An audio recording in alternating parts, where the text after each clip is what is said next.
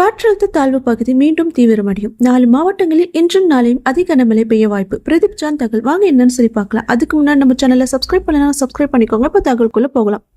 வங்கக்கடலில் நிலை கொண்டுள்ள ஆழ்ந்த காற்றழுத்த தாழ்வு மண்டலம் புயலாக மாற அதிக வாய்ப்பு உள்ளது என தனியார் வானிலை ஆய்வாளர் பிரதீப் ஜான் தகவல் தெரிவித்துள்ளார். வங்கக்கடலில் உருவான காற்றழுத்த தாழ்வு நிலையானது வலுவிழந்து உள்ளது என்றும் இந்த வலுவிழந்த காற்றழுத்த தாழ்வு பகுதி 9 கிலோமீட்டர் வேகத்தில் நகர்ந்து வருகிறது. நாளை நவம்பர் 30 காலை மாம்பலம் டு காரைக்கால் கடற்கரைக்கு நடுவே கரையை கடக்கும் என்றும் சென்னை வானிலை ஆய்வு மண்டலம் தகவல் தெரிவித்தது. இந்நிலையில் இனி அதி கனமழைக்கு வாய்ப்பில்லை என்று மிதமான மழை மட்டுமே பெய்யும் என்று வானிலை ஆய்வு மையம் தகவல் தெரிவித்து வரும் நிலையில் இன்று தனியார் வானிலை ஆய்வாளர் பிரதீப் ஜான் காற்றழுத்த தாழ்வு நிலை வலுவடைந்து வருவதாக பதிவிட்டிருந்தார். அவர் தனது எக்ஸ் சமூக வலைதளத்தில் பதிவிடுகையில் வானிலை புகைப்படங்களை குறிப்பிட்டு மேகங்களை கவனியுங்கள், அதன் அமைப்பு தற்போது மீண்டும் தீவிரமடைந்துள்ளது.